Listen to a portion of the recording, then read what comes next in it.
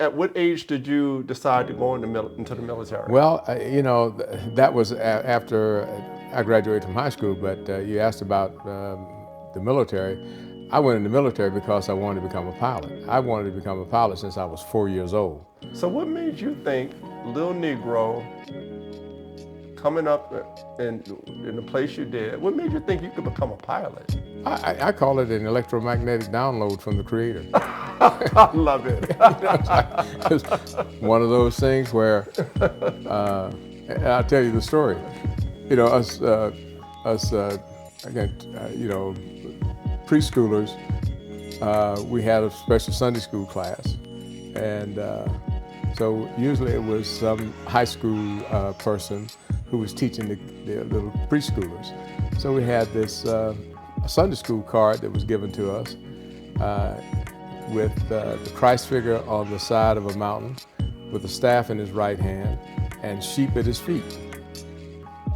And we were to remember and get up in front of the class, and Sunday school class, and recite, "The Lord is my shepherd," and go take our seats. Mm-hmm.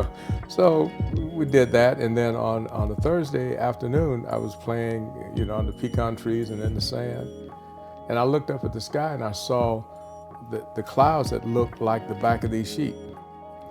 Now, when I was in meteorology in flight school, I learned that those were altocumulus clouds. Mm-hmm. But just looking at those clouds, it was one of those things that I immediately knew, I'm going to be a pilot. It was just, it was just something intuitive and, from the heart. I just knew it. Did you read or hear about any black pilots during that time? I know we had Tuskegee Airmen no. Early on. 4 years old, no. Yeah. Never heard the word pilot, didn't even know what a pilot was, but I knew I was going to be one. Okay. I mean, I'm looking at the sky and, and it's like, I'm going to be a pilot. That was it. Okay. And then, so I had that revelation, and then to follow on, when I was about 12, I was playing in the pecan orchard, and these two jets, F-86s, came up from the southeast, turned and went west. I didn't hear the sound anymore, and I went back to playing. And then, a few minutes later, I'm hearing the sound of these jet engines coming again. And I'm looking to see where they were. And they were underneath the limbs of the pecan trees. And about, the lead pilot's, his helmet was about head high to me. So I'm thinking, and that was, to me, that was another sign. Yeah. Yes, I'm going to do this.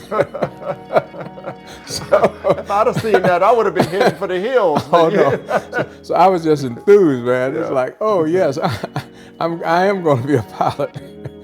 And then the third one, my senior year in high school, there must have been 100 helicopters. It seemed like 100 helicopters flying over our property. And I looked up, and it had these little scout birds out in front, the little small helicopters, and then you had the troop-carrying helicopters. And I'm thinking, wow, yes, I'm going to do that. Then later that year, I found that the Army had a high school to flight school program. So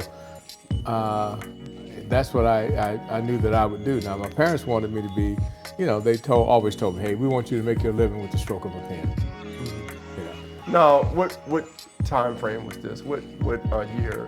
What years are these? 1949-50 was when I got the download that I was going to be a pilot. Okay. Now, so I'm thinking 1949, there's a lot going on in aviation. We just got through with the Second World War. And so although I'm hearing that you didn't have a concept of that until you looked into the sky and said that's what you want to do. Yeah.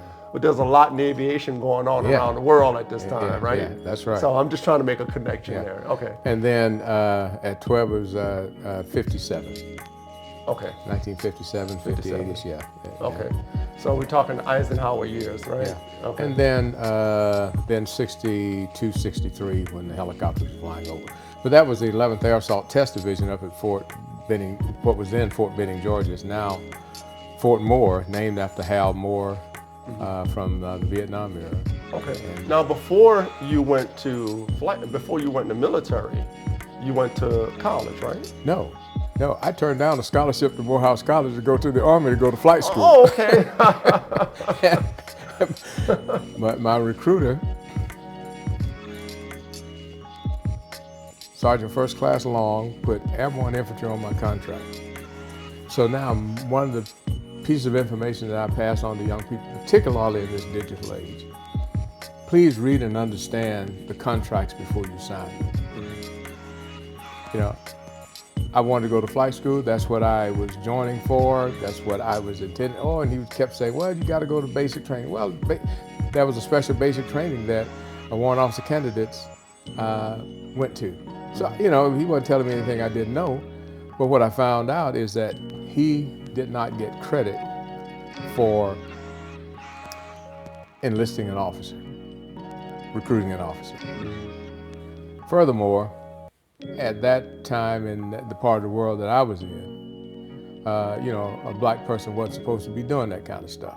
And that's what I was going to get to, because I'm thinking about the time. Although there were some integration going on, there were a few people at this point that kind of made it through the ranks in the military, but still it was rough, very rough.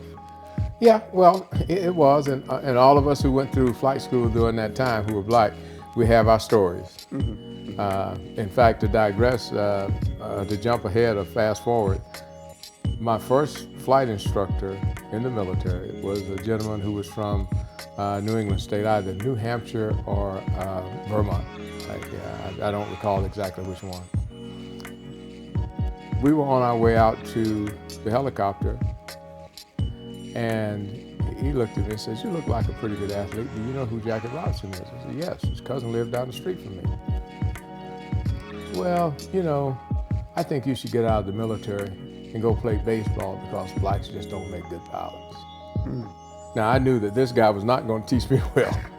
Right. So I asked for a change of instructor that same day. But I was his first student, him as an instructor, helicopter instructor at that facility. And it's my first flight. So, and you get one time to get a change of instructor. So I went to the flight commander and said, "Hey, I want a change of instructor." He said, "Well, it's going to look bad. You only get one shot at this." So the agreement after, you know, we had our discussion, because I knew this guy was not going to train me right. He already had preconceived notions about what my abilities were. About flying. About, yeah. So that was the sentiment throughout the with several outfit people. with black people, period, right? Well, not everyone, but some. Some instructors felt that way. Did you find that there were I'm going to guess here, all the instructors in that period were white? Not all, but the ones who were there that I saw at Fort Walters, Texas, were white. Okay. But there were black instructors, but I didn't see any while I was there. Okay. So there was a bit of how should I say it, hostility toward incoming. Well, I wouldn't say black. hostility. It's just a mindset. Hey, you know, you ain't really human. You know, matter of fact, one of my friends and I were talking the other day, and he was saying that we were talking about our experiences in flight school. One of his classmates, who was black, actually got into a physical altercation with his instructor. The instructor was saying, "Hey, we send monkeys into outer space. We ought to be able to teach you niggas how to fly." Okay, so with that, you know, when they got back on the ground, the student, you know, cocked the instructor, and the instructor was not fired, no charges filed against the student, and the student was put back, a couple of classes, and made his way through. But that was just a sentiment. Yeah. The thing is that out of everything, out of all of our faculties, what we think drives everything. If you think somebody is less than you, then that's how you're going to treat them. And if you're being treated poorly and accept it, then, you know, that's just confirmation. Yeah. But if you don't accept it, then, you know, that's up to you.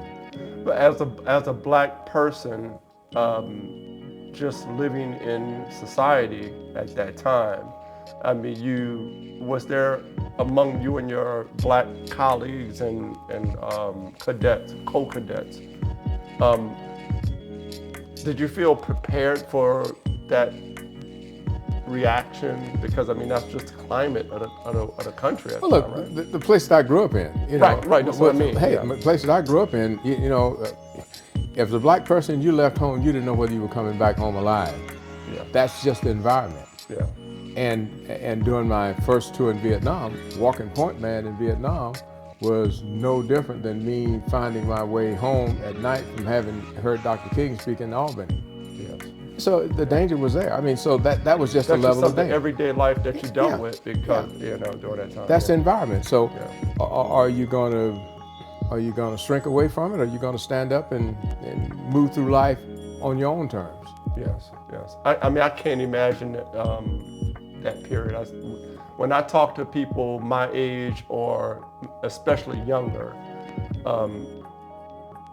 I grew up in the post-civil rights era, right? So I grew up hearing the stories and being connected to the people that were involved in it. Mm-hmm. So that was my connection. But the people that came after me, they have no connection. They don't even get the stories unless they're blessed enough to talk to someone like yourself. So they don't have any idea of what it was like you said, if you got stuck somewhere on the other side of town for whatever reason, coming from work or coming from a party or whatever, you didn't know if you was gonna make it home. That's right. That's not a reality for a contemporary black person. Yeah. You know, and to try to correlate that is difficult. Yeah, at one point, and my growing up years in Dawson, there was a curfew. You had to be off the street by 6 o'clock. If not, you would be shot on sight. Oh my goodness. That was the